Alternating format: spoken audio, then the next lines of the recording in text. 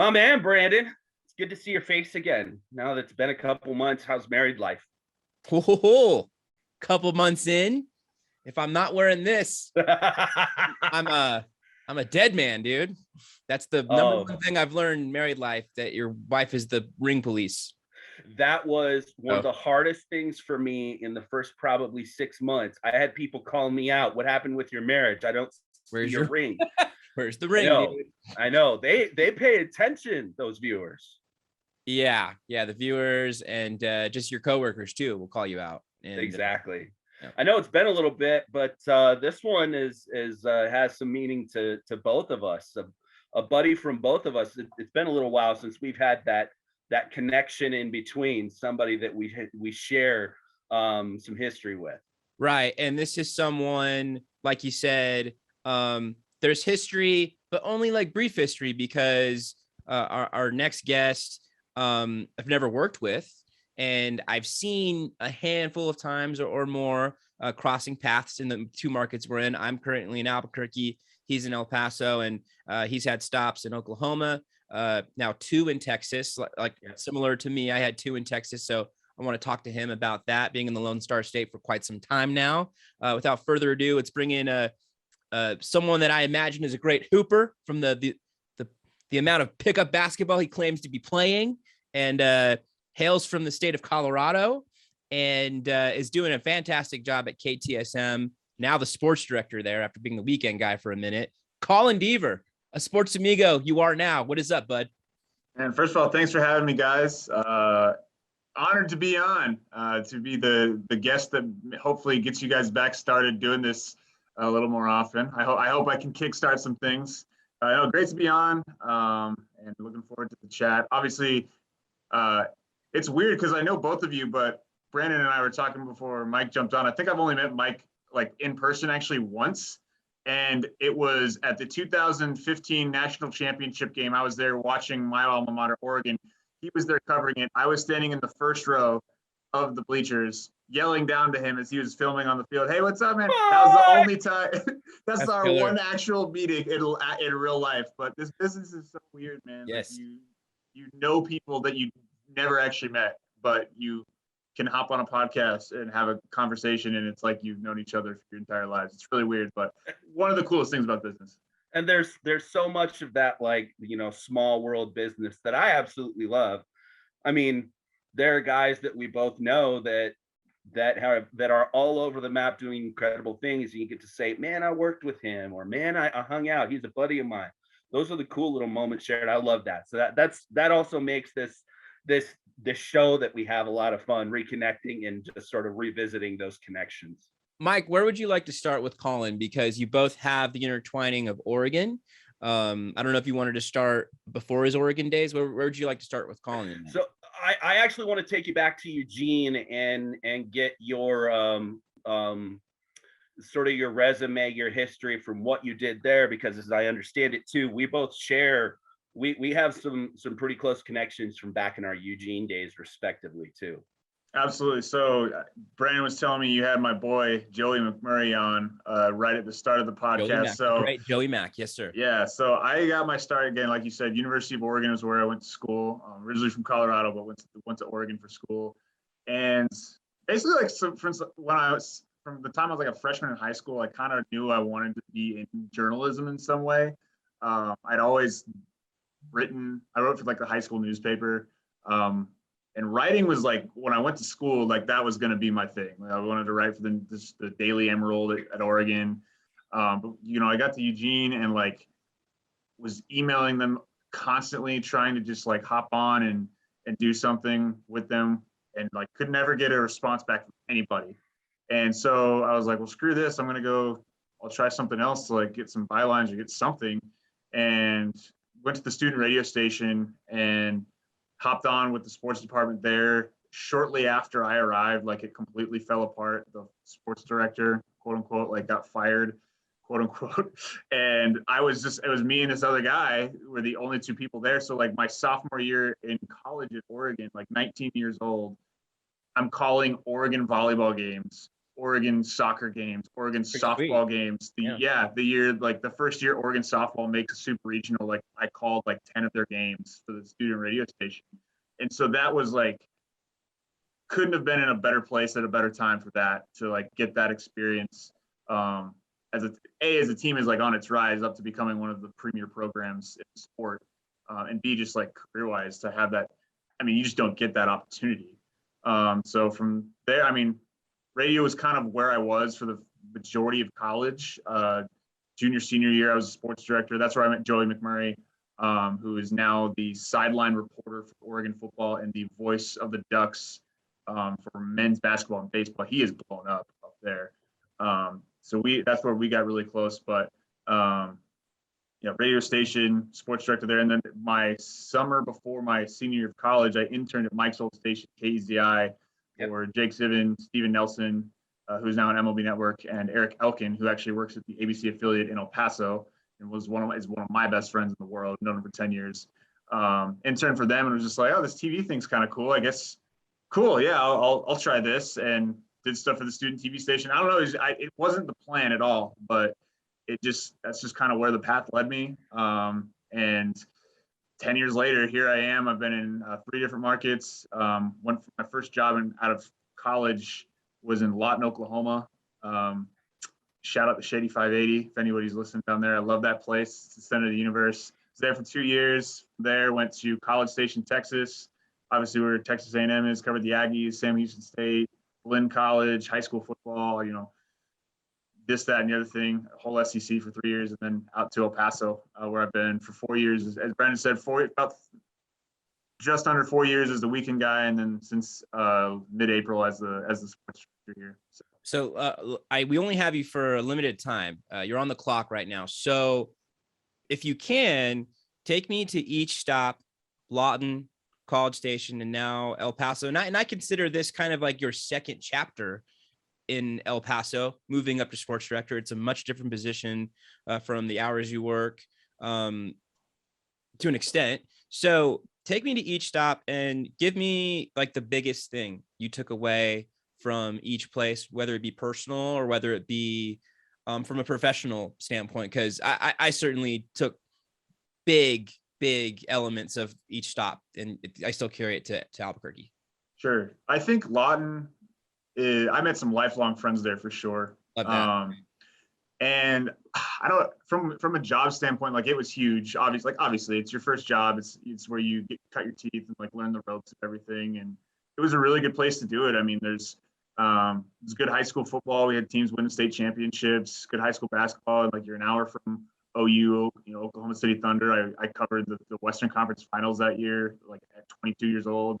I mean, it was just, career-wise, it was good, but I would honestly say like the personal aspect of it was more important because like obviously going to school in Oregon, like I'd been away from home before, but I will never forget driving out from Oregon to Oklahoma with my girlfriend, my college girlfriend, who we are no longer together, but she drove out with me. And then she had to go back to Oregon like the day after we arrived. So I like get to Lawton, and then the next day drive her up to Oklahoma City, drop her off at the airport to fly out. And like it literally took driving back from the airport to Lawton, where I still didn't have a place to live yet, hadn't found an apartment. Really? It was like I just hadn't found a place to live. I wanted to look at some spot, and it was just like, oh my God, what did I do? I am alone. I don't know anybody for 1,000 miles, if not more. And that was like the first, like, this is my life now, and you better figure it out because there's nobody coming to save you right now. And that first 2 or 3 months, like it was hard. I mean, I've never, again, like living alone for the first time, no roommates, nothing, figuring out being a professional. Like that was, you just grew up so much those first 2 years, at least I did. Really? So I know I was long-winded, but like that was my big takeaway of just like, the sink or swim feeling. College Station, I think, is where I sort of like started to be good on air, I would say, or better on air. Obviously, finding your stride. Yeah, sure. finding my voice and kind of like feeling it out. I would say that I kind of like crafted that a little bit there, and of course, like covering the SEC and Texas A&M, you you learn a lot about how the industry works, covering something as big as Texas A&M football and the SEC, like on a regular basis. And then El Paso, man, I think has been the most like quintessential part of my journey, I would say. This is the place, other than my hometown in Eugene, that I've lived. Well, I've actually lived here longer than I live in Eugene now. And I consider it home. I've been dating a girl here for 3 years, like in with the family, obviously. And like, it just feels like home. I mean, you know, when I leave to go on a trip, like I can't wait to get back to El Paso. And I've career-wise, like I've really like, I feel like settled into like what I want to be, and like, have been able to kind of be a player on like the El Paso media circuit, I guess, and like have a voice, I guess, which has been You're cool. rooted in. You have roots for your career, like real roots. It takes time. Yeah, and this is the first place where I really felt like that. And you have to be somewhere for a while. That's what people don't realize is, you have to be somewhere for a while to like actually figure out who you are and where you want your career to go. And El Paso's been that for me. I love it here. It is such a hidden gem, in my opinion. No, I mean, nobody comes out here. We're on an island, but it's such a cool place. So that's been the coolest part of El Paso for me. I'm really curious because we've all been in that place where you're alone. You don't know anybody for how many hours or hundreds of miles away. You're trying to get your career up on its feet, or you're trying to continue your career. Everybody manages the emotions. Everybody manages those moments in their own way. How did you manage? I mean, everybody, I want to say, and if I'm wrong, I'm wrong, but I want to say that everybody has a breakdown, those moments where they break down in whatever way. Mine was a week after my parents dropped me off in Texas. I just stopped and like I had a moment and just bawled for a few minutes. Then okay, suck it up and move on. How did you handle the emotions? How did you handle that on an island in your own in Lawton? Then when you uproot yourself from there, go to College Station, and then after you've made the move a couple times, you get to El Paso. How did you manage and weather that? I think it's gotten easier with each move. I mean, you know, you're a seasoned vet now. I mean, if I leave El Paso and go to another place, it's just like, okay, here we go. But man, I don't know. Like I don't remember. I mean, I could just like have blocked it out. I don't remember like a moment where I had like just like a breakdown in Lawton, because it was just, I don't know. I just was able to kind of compartmentalize and just say, hey, this is what you've decided you want to do, basically. And if you're really about this, if this is really what you want to do, let's find out. And I will say that a funny story, like Lawton has a very special place in my heart, but there are some rough parts of that city. And I picked my apartment, like where I was going to live, solely based on, all right, if my girlfriend from college comes and visits, do I feel comfortable leaving her here? That's how I picked my apartment. I was like, okay, I'll be fine, but like, would I feel safe like leaving her there? It's like, that was kind of like maybe like the reality check of like, all right, like making decisions like for other people and instead of yourself. I don't know if that makes any sense, but yeah, College Station, it was pretty easy. I mean, that's I didn't have any issues like moving there. I was really ready to leave when I left that place. And then El Paso is, as far as like a breakdown, like the circumstances of how I like decided to come here were very strange. And I almost left like my first 6 months here. I was going to quit and be a UPS driver because I was not having, it was just, living here wasn't as much as I just said earlier how much I love living here. That's how much I didn't love living here the first 6 months. I was just ready to leave. And were you just kind of in a rut? Was it one of those kind of things? So the reason I moved here, like the move, like that move, right? It was, people who know the industry know like that move from College Station to El Paso, like market wise, it's fairly lateral. I mean, it's for like market 92 to 93 or so, whatever it is. But so the reason I made talking a lot about girls that I'm not dating right now, but no longer dating. But I was dating a girl who in College Station who got into the med school here. We just broke up. Right, No way. like she was moving here, decided to move together, and then right before we moved, we broke up. And I'd already signed the contract, so and I didn't want to leave my guy Andy Morgan just like hanging out to dry. So I was like, okay, well, I guess we're. So even here. in that short amount of time, I'm curious about Andy, because in that short amount of time, you still felt that amount of loyalty to him, in the grind that you guys have in working in El Paso high school sports and college sports. I mean, it's a lot of work, that the market you're in, particularly. We'll get to like the shows you guys do and the magazine, if you want to flip that up. You're doing, you crazy fool. Yeah, I was getting to, like, you weren't there very long at that point, but you felt. And I hadn't even arrived yet. Andy. I hadn't even arrived yet. I was still in College Station. Like we broke up maybe 2 weeks before I moved. And I mean, I don't know. That was. Okay. Yeah. So just from the conversations you had with him, you felt loyalty, or you felt. I guess. I want to see that through. Maybe. I wanted to get there, and like, I knew I didn't want to be in College Station anymore. And it was either this or go home, and I didn't want to go home either. So I just found a spot in El Paso, and there is, I mean, you guys understand, like there's that feeling of like, you don't want to abandon somebody because it's two of us. And loyalty is hard to come by. Loyalty is very hard to come by. And that's a big characteristic, a big quality of people that,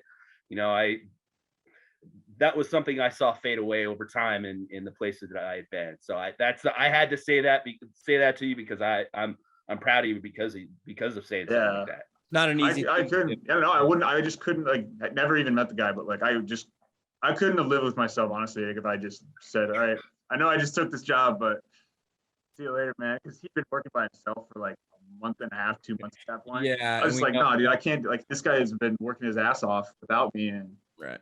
is expecting me to be there. So like, I got there, and then it was so funny because by like September, October, I was miserable. And I was like, all right, let me just get through football season. I'm not going to leave in the middle of the football season. So let's get through the Sun Bowl, and then I'm out. And then we got through the Sun Bowl, and I'd like booked a flight out of El Paso in January. I was like, all right, well, I'm here. I got that flight, so I might as well stay and just fly out of here. And then came back for the trip. And then there was something, and I was like, okay, well, New Mexico State plays at Grand Canyon in February. That's going to be super lit, and I want to cover that. So, okay, I'll stay for that. And I just kept finding an excuse to stay. And then by May of 2019, I just was like, I love it here. I'm fine. Like, let's go. So those little things amazing, though. Aren't those little moments that just build up over time amazing in what you learn sort of about yourself, but also what you learn about the places you're living and the people and the culture? For sure. And then like there in May, and then June 2019, I meet my girlfriend that I've been with for 3 years. So it's just that, and that helps too. Yeah. And I mean, not to be cliche, but it's like, everything happens for a reason. And clearly, there you go. I mean, that's totally it right there. Totally true, man. Let's see. I'm keeping an eye on the clock because you're on the clock here. We got 45 minutes, man. My deadline's 9:15. There's something coming up we're gonna do. Oh, okay. We will get so distracted when we so, yeah. I want to make sure we get in a couple other things. One thing I do want to get into is you're sports director now, and it's been a couple months. How long has it been now? What was the official day? It was say early April. Yeah, it's about 3 months. 3 months. Almost 4. So you and Scow have that in common, where you both became sports directors in the state of Texas, and just became sports directors in general. I'm in a position where it's almost like a co-sports director thing, but person I've worked with, it's been here for almost 30 years, and I defer to him. Mike, I'm sure you want to talk to him about that a bit. So I'm curious, because you and I came up to sports director in the same way. It happened to me twice. When the sports director ahead of me left, Jake Zivin took the job with the Portland Timbers, and I expect to hear him on the Olympics one day, basically. But he's incredible. So oh my gosh, World Cup, yeah. Talk about the GOAT. Yeah. But okay, I'll digress from the great Jake Zivin. But that transition, and you were sports director in College Station. Now you're sports director here in El Paso. What's it like that second time around?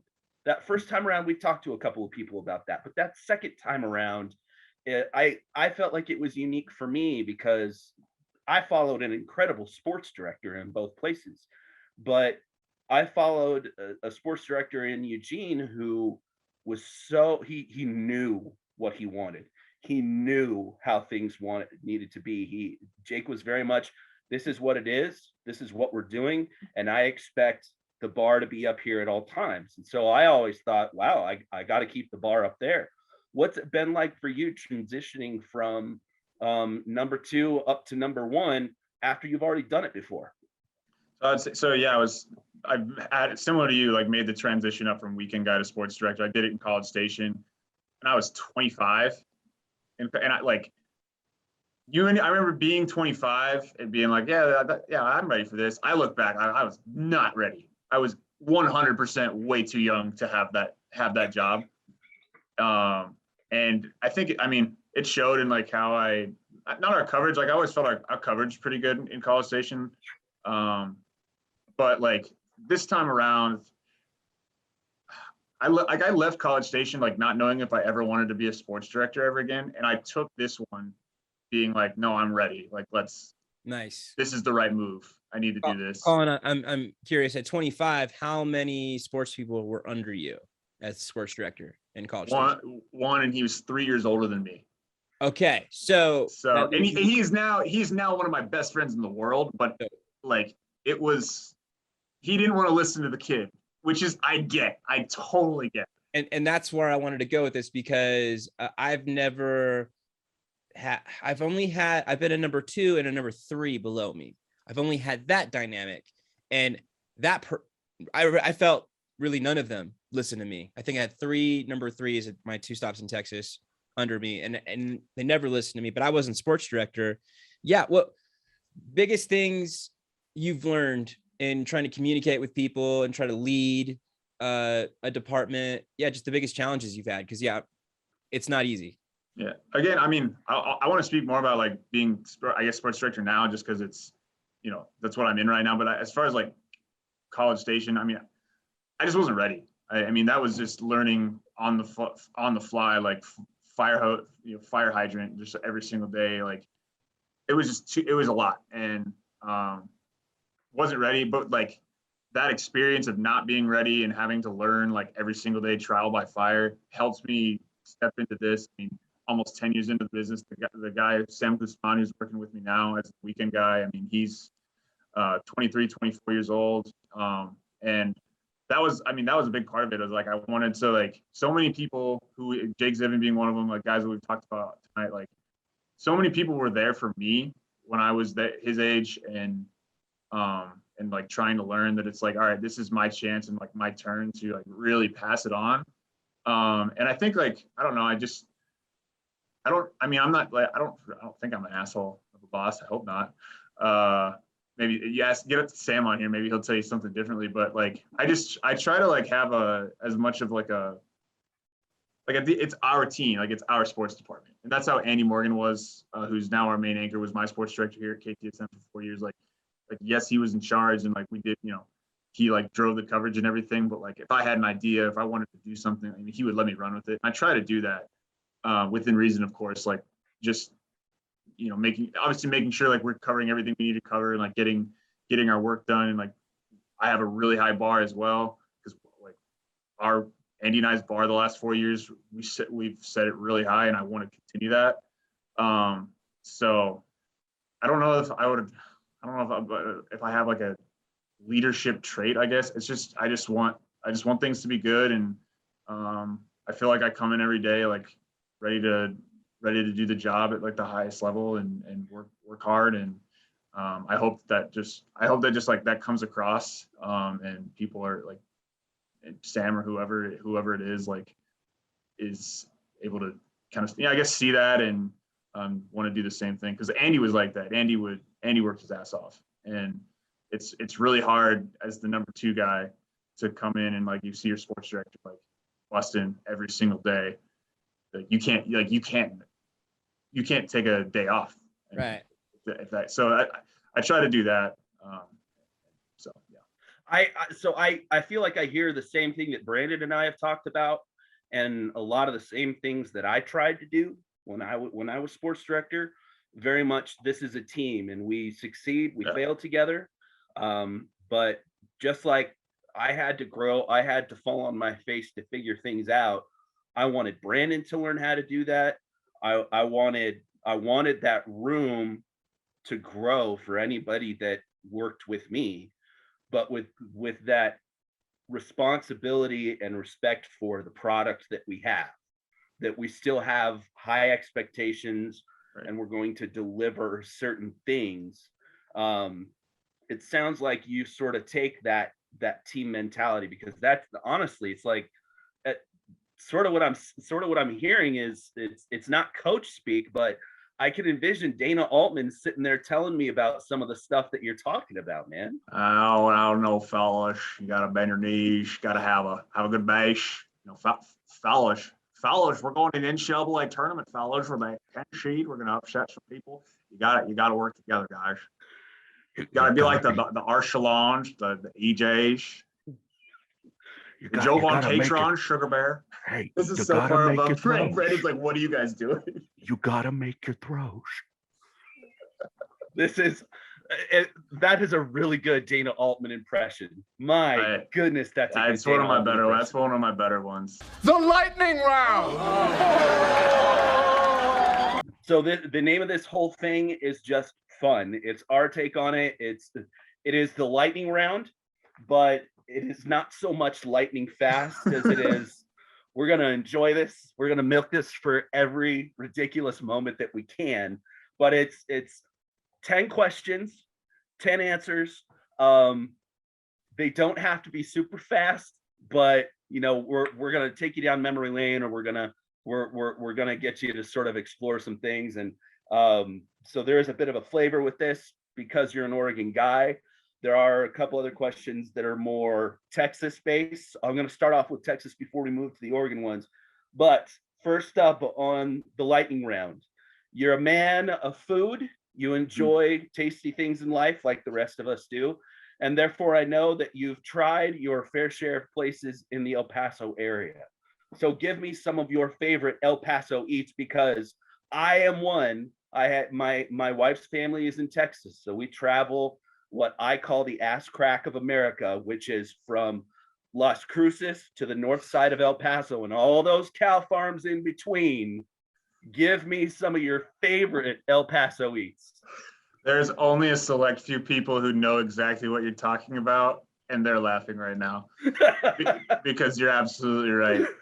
And I'm not gonna say what it is either, but you're right. So El Paso, I am of the opinion there's no place in the world that has better Mexican food than El Paso, other than obviously Mexico probably. I mean, they probably do, but in the United States, you're not gonna find better Mexican food than El Paso. So I'll give you some Mexican spots. I mean, like, I'm gonna leave some out just because there's so many that I like here. Number one on my list would be Kiki's. It is in northeast-ish central El Paso, little hole in the wall spot, but it's featured on Food Network. Even though it's weird because like it's been featured on Food Network, but like when I tell people in El Paso, they're like, "Oh, hey, have you been to Kiki's?" A lot of people haven't, but it's really awesome. They have this thing called a machaca, which is like, it's kind of like a, how would I describe, like a breakfast burrito, but if you took the breakfast burrito out of the tortilla and just like put it and you just like dump cheese on it, it's like incredible. You get brisket in it, you can get chicken, whatever. So Kiki's would be my spot. There's the L&J is like the very famous place in El Paso that like everyone says, okay, if you come through El Paso for a day, like go to L&J. That and Carlos and Mickey's. Carlos and Mickey's is a little more of like a nicer sit down Mexican spot. And then there's just like fire taco shops just all over town. El Cometa, there's a few, 3 or 4 like around town, maybe more than that. There's one down by UTEP's campus. My favorite like just taco shop is called Tacos Chinampa in El Paso. Again, there's a few of those around town. They're just the best tacos I've ever had in my life. The spot that I think everybody would want me to mention is Chico's Tacos, and it's like a El Paso staple. It's more flautas than actual like tacos. For folks who don't know what a flauta is, like one of those like rolled tacos, like those frozen taquitos that you can get. Oh, those are so Sam- good. Sam- Loaded up they're with all great, the yeah. good stuff. Yep. So those that's more or less what a Chico's taco is. I'm trying to think, like I've said only Mexican food. I'll say the Cattleman Steakhouse, which is it's outside of Fabens, Texas, which is it's in our viewing area, like a little town, maybe like 5,000 or 6,000 people, but you can drive up towards like the cliffs overlooking Fabens, and it's this like incredible steakhouse. One of the best steaks I've ever had in my life. They take all the teams that come for the Sun Bowl every year. They take them out there for a big steak dinner every year. So, yeah. And so, I mean, I'm leaving out so many, but yeah, there's just one more. Rivas Tacos. It's on the east side of El Paso. Okay. And it's more of like a California type Mexican food. Ooh, that's my jam. I'm a Cali guy. So I know that was a lot, but And you know what? I many. hate to add on to the food stuff, Mike. If you don't mind, I've got a 1A food question. As a Texas transplant, I always am curious how people weigh in on In-N-Out versus Whataburger. Whataburger. I lean In-N-Out. My guy. I prefer In-N-Out, but I think that Whataburger does some things better. But like if I just want, like if you're gonna say, all right, you can only have one for the rest of your life, I would pick In-N-Out. Well, and Whataburger's just got so much more stuff. Yes. In-N-Out's got the smallest menu on the planet. Yeah. But they do it so well. I mean, if you're gonna have a small menu, you better knock it out of the park, and they definitely do. There was a heated debate in our newsroom about In-N-Out and Whataburger because people are trying to get In-N-Out in New Mexico, and I almost fought someone. I respect that. I am team Whataburger. If it wasn't for the fact that they take for freaking ever at Whataburger, Sure they do. There wouldn't, yeah. They But make it at fresh, least though. I respect that. that's You know what bothers me? Like maybe more than anything about living in Texas is that it's Whataburger. When you say hey Brandon, what? You don't say what? Why they call it Whataburger? It's like Waterburger. But like why do you pronounce it like it's Whataburger? Whataburger. It's true. Whataburger. So It's what you're, hey Colin, why? or the southern folks be like, wha. Whataburger. Yeah. It's my least favorite thing about Texas, that they mispronounce the word what when it comes to Whataburger. They don't pronounce anything right. So okay. Move on to the other Texas flavored question. You said you've covered several state champions in Texas high school football. All three of us have them. What are one or two of your favorite Texas high school football stories, memories? From any, like, doesn't have to be El Paso, can be College Station Right. too. Anything. Okay. So my last year in College Station High School won the 5A D2 state championship. It was pretty big. I mean, they beat Aledo in that game. That's huge. powerhouse. Yeah. And I was not physically at Jerry's World for that game because we had two that year. And the one that I covered was Rockdale. And they had this kid named Jaquaylin Crawford, who went to Oklahoma, and I think he's at Arkansas now. And he might be the greatest high school football player like I've ever seen in person. They were down 21-0 in the second quarter, and he single-handedly brought them back and won the game. So second quarter, so down 21-0 in the second quarter, he runs it in. They finally get the other team to punt. They drive down. He throws a touchdown to the quarterback, who lined up at wide receiver. Then they I think they forced a turnover, like the guys missed a field goal or something. First play after that, 70-yard bomb to this kid down the sideline, catches it in stride, like steps over a dude and like waltzes into the end zone. So I think it was within about 5 minutes of time, this kid had scored 3 touchdowns and they tied the game up at 21 apiece, and then goes into the second half, and he just like continued to dominate. So from down 21-0, I forget what the final score was, but I think I'm going to say 42-21, something like that, where they scored like 42 unanswered. So that was really cool. And then the one year, it was 2015. It was the like 1 year that they had all the state championships in Houston because the Cowboys were playing, like there was just like a scheduling snafu. The Cowboys were at home, but we had 3 teams from the College Station area all playing state championships on one day. It was Fremont, Franklin, and Cameron Yo. And they got so behind schedule that the Franklin game, 3A division, I think it was Division 2 at that point, they did not start that game until 10:30 at night. Yeah. And so we were there I was there till 2 a.m. Yeah. They wouldn't pay for a hotel, so I drove home. I got home to College Station at like 4:35 in the Oh boy. Yeah. So that was, I know there's a few, because there's so many, man. Like I saw a kid score 8 touchdowns in a game, in a playoff game. Yeah. Last year we had a kid, he rushed for 3, caught one, and threw a touchdown. And kid's going to Stanford next year. I mean, Wow. Yeah, I've got to cover some cool stuff, but that Rockdale game is probably the one that I would tell people about. Nice. Okay, those are good. Yeah, man, those Texas high school football memories are so much fun. We have a billion of them. And they're all amazing. They're all unique to us, but man, I love talking about them. I love those stories. Okay, this one's more work related, but give me your best oh crap moment as a sports director. And or you know what, I'll open it up. Your best oh crap moment from working in sports. And this could I'm talking spectacular fail, missed slot, everything went belly up on you. I'm not trying to. You do some ambitious live shots, don't you, Colin? I'm curious if you had any live shots go haywire, because I've seen you do like signing announcements, like with KJ Lewis, and you go live at games and stuff. I mean, live shots I feel like are where things can go wrong most. So I've actually, this knock on wood, I've never missed slot ever. And like, so knock on wood, I'll probably miss slot tonight. How about that? As far as like a live shot goes, well, it was actually the start of fall camp 2018 for New Mexico State. And it was on a Sunday. And so I was the only one working. And so I pre-produced, our weekend anchor was really smart, because she was like, I don't trust live hits and cruises sometimes. Can you do like a pre-produced sports segment just to leave like anchor in studio just in case like it craps out? I was like, sure, that's fine. That's so smart. Go up there by myself. Yeah, so smart. Good for her. It's actually Andy's wife, so Stephanie. Oh. So yeah. So he married a smart one. Producer?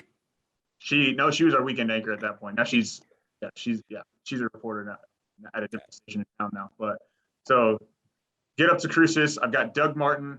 I did do my sports teas after weather. Doug Martin, the head coach for New Mexico State, standing next to me, and all of a sudden I just hear a producer in my ear, "Hey, we lost your feed."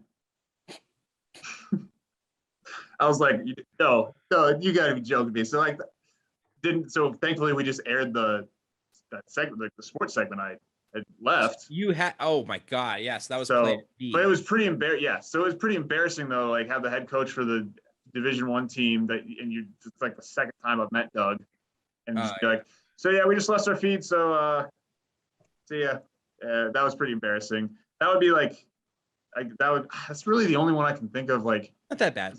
Yeah, as far as like slot, like an oh crap moment,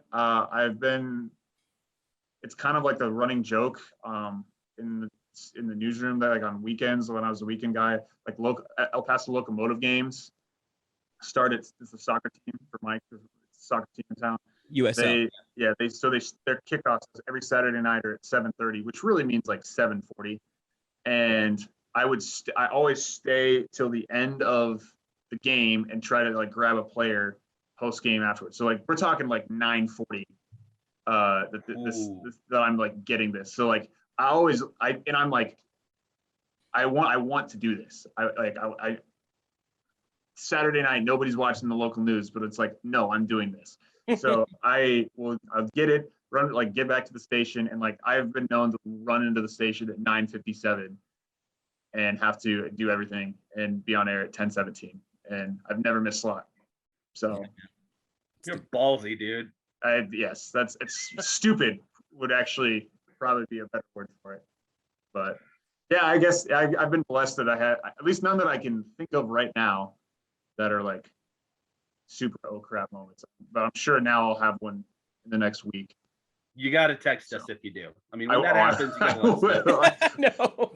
Be an addendum to the Yeah. podcast. Yeah, in the Sports Amigos group text. Yeah. Yep. That's Okay, moving on. This one's more for you personally. What's your sports bucket list? And I don't want to keep it too long. So like, if you have 3 or 4 or something, but what's your bucket list? Like in terms of places I want to go or like things I want to see happen. Both, I guess. Yeah. Well, maybe a bit of both, actually. Let's Okay. see how far this rabbit hole goes. I would say So- more where you want to go. Okay. So I actually hit the number one spot on my bucket list for a long time was Fenway Park, and I actually went there in 2018. So was able to check that off the list. I would love to go to the World Cup. I think that might be on top of the list right now. Dude, you Could have can a cover chance. that. Was Yeah. that 2026? 26, yeah. Yeah, you're Yeah. gonna have an opportunity or two. Yeah. Yeah. Yeah. I keep joking with our news director. So Ricardo Pepi, who's one of the strikers for the U.S. national team, he's from El Paso. And I'm like, look, man, you might need to send me to Qatar. I mean, what if Ricardo Pepi goes nuts in the World Cup and they win, and it's because of a kid from El Paso, and we're not there. Like they'll actually send me, but I'm gonna make a play for it. So World Cup would probably be like number 1 on the list. Wrigley Field, I really want to go there. I'm trying to think where else. I would love to go to a Premier League game. Yeah. Um, So who's your favorite soccer team? Norwich City FC. They yo-yo back and forth between the Premier League and the second division. So made a really poor choice with my Premier League team. But I always think it's stupid. Like Americans are like, oh, I'm a Liverpool fan. Oh, really, Greg? Why are you a Liverpool fan? Is it because they're the best team? It's so stupid to me. It's like we don't do this for any. Yeah. Or like sports fandom, it's generally like it's somewhere you're close to, you live close to. And for us, it's just like, yeah, I'm just gonna pick Liverpool. As far as like things I want to see happen though, I would like Denver Nuggets winning an NBA championship, and an Oregon Duck national championship would be. And Nuggets are gonna be in the mix this year. I hope yeah, they so. are. Stay healthy. No, when everyone's healthy, Yeah. we'll be in the mix. Yeah. So- I will say this. I got really lucky in the first year covering Oregon, or even just in you did. that 4-year span, because I was the Duck reporter when I first got up there. And my first week was track and field national championships. That was my first week at the station. Oh, that makes Olympics as well. Like covering the track at the Olympics. That's on the bucket list. Also, I don't want to go. I want to cover it. Like that's like a career bucket list thing. Yeah, totally get that. No, but for me, like my bucket list was the Rose Bowl, the Final Four, and then Lord knows covered that, and then checked off things that I didn't even know I wanted on my bucket list. But yeah, man, like you talk about, now I'm with you. Like Fenway is on my list, and it was better. It was better than I hoped it would. And they what like. I'm not even really a Red Sox fan. They're playing the Astros on Sunday Night Baseball and won on a walk-off single. Like Wow. it was a great game to go to. I had a very good time. Very cool. Are we on 5 now, Mike, or 6? Yes, we're on 5. Best Oregon, and we're talking Eugene, Oregon. Best Oregon food stops. Ooh.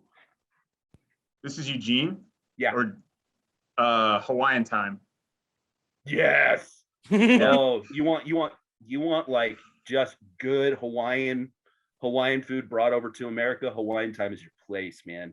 Yep. That would be number 1. There's a place called, I hope it's still in business. It was called The Jail, which was similar. It was right by campus.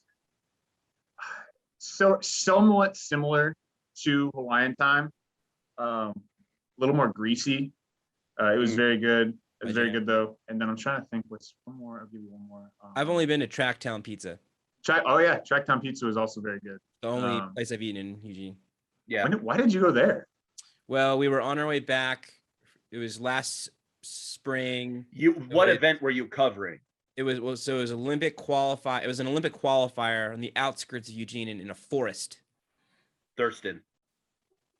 It was in the Thurston area. Probably. What sport?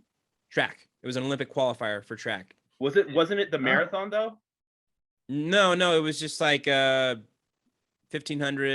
and 800s. It was like Australian and Mexican and like all these people from other countries. They didn't have qualifiers for their country, so they did one in the States. Why did you go cover that? My best friend was directing the meet, and so I did a little sideline reporting for it. Oh, that's awesome. Yeah, I flew into Portland because he lives in Portland. As soon as I flew in, we drove to Eugene. As soon as I flew in, and then I spent the day in the forest covering the event, and then on our way back, we stopped by Tracktown Pizza. Tracktown's good.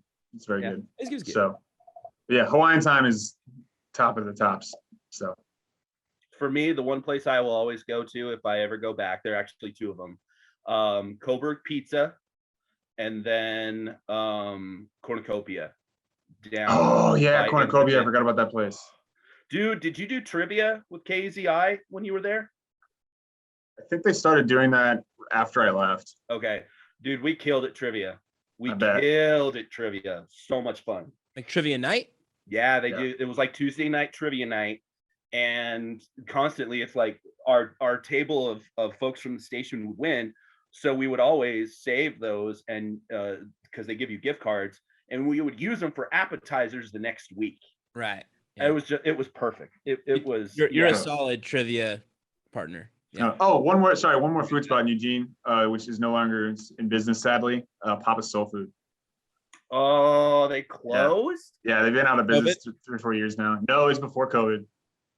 Wow, because they were open. I left in April of 2018. They were still open when I left. Yeah, I think it was like in that 2-year time. Because when I went back in 2019 was the last time, and they weren't open anymore. So, wow. Yeah, heartbreaking. Okay, so this one is broad. This is all sports. But who is your Oregon? You have 4. Who's your Oregon Mount Rushmore of all sports? I'm like more prepared for this question than probably any other question you've asked because my friends and I always talk about this. So Oregon Mount Rushmore, Prefontaine, Yes. Ashton Eaton, Sabrina Ionescu, and Marcus Mariota. I like that. Man, Who's the second one? Ashton Eaton, he held the decathlon world record this is actually one of the coolest things I've ever experienced. So 2012 Olympic trials, when I was interning for KTSM, myself and Eric Elkin were like 10 feet away from Ashton Eaton when he set the decathlon world record for the first time. Holy wow. Whoa. And it was, oh my God. So the last event of the decathlon is the 1500. And he'd already locked up he was going to win it. He was, and like he like cruised to the gold medal that year. And then in 2016 as well. It's fitting you have 2 track people. Yeah, I love track because I went to Oregon. Yeah, I mean, you probably should have at least 2 track people. Yeah, absolutely, for sure. So I don't remember what time specifically he had to get, but he had to hit a certain time in the decathlon to get a certain number of points to break the world record. So he was off the pace after lap 3. And the guy in Hayward Field announced it. And it's like, this is old Hayward, but there's probably they brought in old, like these rickety, nasty bleachers. There's probably 12 to 15,000 people in there. And the guy announced it. Ashton Eaton, he's at a so-and-so pace. He's about 3.5 seconds off the record. And I have never, I'm getting chills right now. Like I have never experienced a crowd just be like, wow! Like everyone was just like, come on, dude, come on. And he was like, on his horse. And like this one of the guys who's in the decathlon, but like overall a faster 1500 meter runner than Ashton, he like picked up the pace and was like, let's go, come on, let's get the record. So Ashton is like running with him, they're going, and finally he's coming down the straightaway and he's like sprinting as fast as he can, and he breaks the record and like just drops. It was so incredible. Starts crying. Like his mom comes out there, his girlfriend, who's now wife, who's a heptathlete from Canada, Like it was so cool. But anyways, Ashton Eaton, like the greatest decathlon, in my opinion, decathlete there's ever been. I'm very biased on that because he went to Oregon. But yeah, so Prefontaine, Ashton, Sabrina, and Mariota. I love that. Solid. That's really solid. So, That's I one of love my that. favorite. That's one of my favorite like memories of college is watching that. Who deserves, just real quick, Mike, who deserves, like, who's your next in line on the Rushmore for Oregon? I mean, because that's like a strong four. Joey Harrington. Yeah, I was just gonna say Joey Harrington is one of those guys that's on the list. He's honorable mention, but Justin Herbert should be in the discussion for honorable mention. If But Mario Cristobal didn't ruin his career, he would be on it. No, That's my hot Oregon football so take. clearly Harrington had the better college career, but Herbert seems to be on track to have a much better pro career. yeah. Oh, by far. Herbert's the most talented quarterback Oregon's ever had. It's not close, but they just refuse to use him properly. So Yep. That is 100% accurate. Favorite Oregon football game you experienced in person? Oh man. I would say, man, this is hard. Either the USC game in 2009 on Halloween. So, Get College Game Day was there. This is my freshman year. So like have only been on campus a couple of years. What were you for Halloween that year? I didn't even dress up because I just camped outside the stadium. A drunk person. Yes. Yeah, I just camped outside the stadium. So like Halloween 2009, Oregon USC. It was kind of like the beginning of the end of like USC, of the demise. It was Pete Carroll's last year, I loved Ducks won by like 25 points. Since that, Civil War for the Roses that same year, Oregon State in Autzen Stadium, winner goes to the Rose Bowl. Ducks were down 30-21 late in the third and weren't looking very good, and they rallied and went to the Rose Bowl for the first time since the mid 90s. And that was like really the start of like Oregon football getting rolling. So that was like Anthony Thomas. Deant wasn't there yet. That was LeGarrette Blount, LaMichael James, Jeremiah Masoli. I'm trying to think. Stanford game my sophomore year was super dope just because they were down 21-3 and came back to 1. I will also say, so like those first two that I said, and then I was at the 2020 Rose Bowl versus Wisconsin. And that was my first game as an alumni, like since the national championship game versus Ohio State. And it was just so cool, like I was there with my dad, my best friend, on a beautiful day at the Rose Bowl. It was just, I guess it was one of my five favorite days of my entire life. So yeah. I have to include it. So such an old venue, but still a great venue. Oh, yeah, beautiful. Oh, it was amazing. I gotta add this. My 3 favorite Oregon football moments: Jameis Winston flopping the ball behind him and Tony Washington scoop and score. The throwback to the Pitt game against Washington. And my absolute favorite Oregon moment was, and this is my favorite game, was Michigan State at Oregon in 2014. It was the big noon kickoff on Fox, I think, or whatever time slot it was. That was a sick game too. Dude, I had the best shot of Efo's pick. Connor threw the ball. Yeah, he threw the ball in my direction and it was deflected. I did not follow the ball. I stopped, and I got Efo coming in and a perfect shot of him catching, falling, and then just follow him all the way back to the sideline. Let's go. That was just like, I get chills even thinking about that one. Nice. Okay. Terrible Oregon sports hot take you take to your grave. I think it's the one I said earlier that Mario Cristobal ruined Justin Herbert's chance at winning a national championship. Yes. Like yes. Mario Cristobal and the offensive coordinator who's at UNLV now, they utterly ruined a chance to win a national championship in 2019 with Justin Herbert because they decided that they needed to give the ball to XFL running backs more than the dude who has the most arm talent in the NFL right now. Amen. So, amen. You take that to your grave. You own it. My goodness, that is a good one. Okay. because we both have so much admiration and respect for the likes of Jake Ziven, Steve Nelson. I don't know Eric as well, but I have met him. But obviously Joey McMurray. Do you have any favorite life lessons? There's one I'm wondering if you're going to say, but do you have any favorite life lessons you learned working with them, working for them? I can't think of one like off the top of my head. That's hard. I don't know. I don't know that I have it. I want to tell me what you think. Tell me the one you're thinking of right now. And Mo Betta. Okay, that's what I was gonna say, but it's not like a life. It's not a life lesson. What's Mo Betta? Okay, so I'll amend it, like lessons for work, or if you have any kind of life lessons. I thought the Mo Betta concept, which is you can always be better. You can always make yourself better. You can make your product better. You can make your team better. You can always improve. It's a good motto. But it is. I mean, but I don't want that to. Do you know the origin of how Mo Betta? Do you know the origin of Mo Betta? No, I don't. Said it when they were drunk. It was a joke. So like the guy at KMTR, Joe Leading. So the flashback to go back even more, KZI, like in the 2010 to 2012, 13 range, they had what was called KZI 9 Plus. ESPN clearly robbed the idea from KZI, but it was like this extra channel that they would air, kind of like the CW is for some places, like it's like an over the air TV. Yeah, like an over the air type thing, and they would air like high school football and basketball games on the channel from time to time. But Joe Leadingham, who's the sports director at NBC Eugene KMTR, he called that channel Mo Betta. And so it just like took on this life because it was like, oh, it's KZ9 Plus, it's Mo Betta.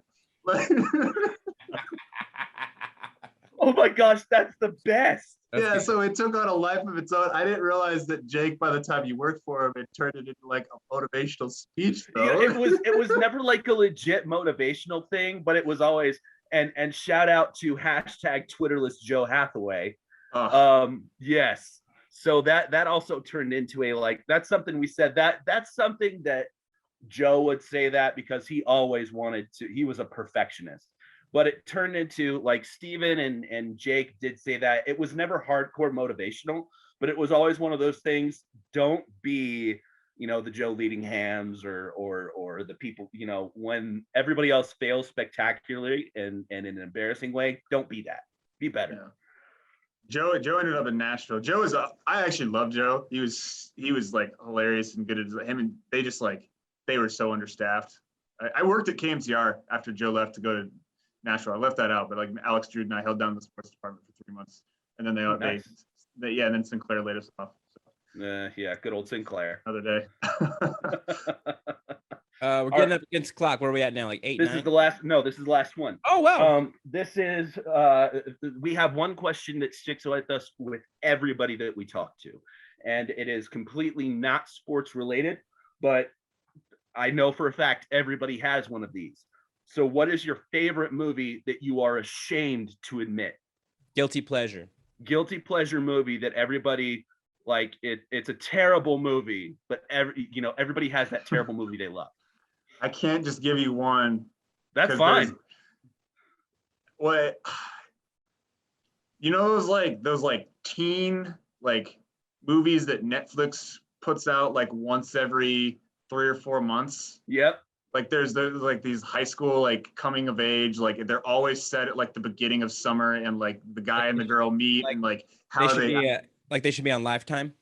Yes. Probably, yeah. Like in like 15 years ago, they were on Lifetime. Like they meet at the beginning of the summer, and like it follows their story. And like they fall apart at some point in the summer, and by the end, like they're back together. And it's like, yeah, but you're going to college, and you're both 18 years old. Like there's no future for this. I watch all of those. I can't help myself. It's like late at night. So this is one of the best answers we've ever, because this is bad. This is bad. Like it's so bad. Usually people I know it's bad. I know it's so bad, but like I just can't help myself because I'll tell you why. You're brave. You're brave. Late, yeah, whatever, man. It's fine. Like I'm 31. I'm comfortable with who I am as a human being at this point. But like the reason I do it is like off work late at night. I'm just like home, wanting something mindless to watch, and it's just like, well, this is interesting enough. It's like It's like, oh, the dude from what's it called? Jughead? What the hell is that? Archie, whatever that show is. It's like, so I think this one actually is on Lifetime, but it's on, they like put it on Netflix. And it's like, oh, is Archie gonna get the girl? Yeah, probably. I bet he is. He got her last time. Wow, my wife puts on these kind of movies all the time. I'm the exact opposite. If I need something mindless while I'm doing dishes, or if I'm like working on something in the living room and no one's home, I'll just put something on that I've seen already. You know, Mhm. like I binged Lasso again the last 4 days because I was just bored. Everyone's asleep when I get home, and I didn't feel like going to sleep, so I just put Lasso on and scroll. Yeah. There are worse things you can watch over again than Ted Lasso. Oh, it's well. I was gonna share my guilty pleasure. Mine was Devil Wears Prada. I've never seen it actually. It's actually really good too. Yeah, and I'm just I'm a ashamed. fan. I'm a bit ashamed to admit it because it's super big chick flick. Like there's nothing really. It's like the definition of a chick flick. But Emily Blunt, Anne Hathaway, and Meryl Streep. I've been known to get down to I've been known to get down to some Notebook too. You know. Ooh, yeah. All time great story. What are you gonna say, man? I mean, it's a good one. God, yeah. That could have qualified as an answer too. Yeah. I almost said that, but I felt like the Netflix teeny bopper movies was. And Mike, yours is a franchise more than just a single movie, right? It was like the Transformer movies, I think, is what I originally said. Those are spectacularly. Those aren't guilty pleasures. Those are good movies. The first one was really first good. one banged. Yeah. First one was banged. That was awesome. Yeah. I feel like they just after that. Okay, that's fair. The one, isn't Mark Wahlberg in one? I only saw. He's in like two. He's in like 3 or 4 or whatever. Yeah, he's done 2. They're fun to watch. I enjoy them, and I'll watch them for sure. Bumblebee was good. That was a very good one. I liked Bumblebee. Yeah, I look forward to the next Bumblebee movie when they decide to do it. But yeah, I will say on the chick flick note, Hitch will remain on. Yeah, you do. If I ever come across it. Hitch is a good one. Nice. Yeah. Hey man, with that, I think we've reached the end, and now we can officially say, you know, you joined us as a fledgling sports amigo. Now you have left your infancy, and now you are fully matured sports amigo, certified sports amigo. Yeah, thanks for making time, man. We know you're busy. You know you're very busy right now with football season ahead of us. So we appreciate football guide, man. It's almost done. There it is. Let's get the plug. Get the plug. Let's plug it. So this is our Borderland. If anybody's watching in Texas, they might be familiar with the Dave Campbell's Texas Football Magazine. Which they preview they preview every high school, college, pro team in Texas. So shouts to those guys. They have probably like 60 people working on it, I would imagine. It's me and Sam putting together the Borderland edition of Texas high school football called the Ultimate Football Guide. We preview UTEP, New Mexico State, and all the local high schools. We pick the 9 best players in the region, called it the Fine 9 because we're KTSM 9 News. Right, that'll get people fired up. Yeah, so it takes up a lot of July putting it together, but it's always nice to see people react to it when it's released. So great stuff, man. Thanks, buddy. So thanks for having me, guys. I really appreciate it. Awesome, man. And I look forward to UTEP football coming to Albuquerque soon. So definitely want to get you in this man cave, have a beverage or two, and yeah, man, give you some Albuquerque hospitality, man. September 17th. Let's do it. Yes, sir. Likewise, if either of you were out here in Tucson too, I mean, we got a spot for you. I'll be a photog any day if you're ever out here. October 8th, Oregon, Arizona. Yes. With Joey Mack. Yeah, I'm like honestly like really considering going to that. So let me know. You have a place. All right. There we go. Yeah, we are way out of our traditions on Sports Amigos, Mike, because you see, I haven't seen your container. I don't even I left mine in the kitchen. I'm not gonna leave the room.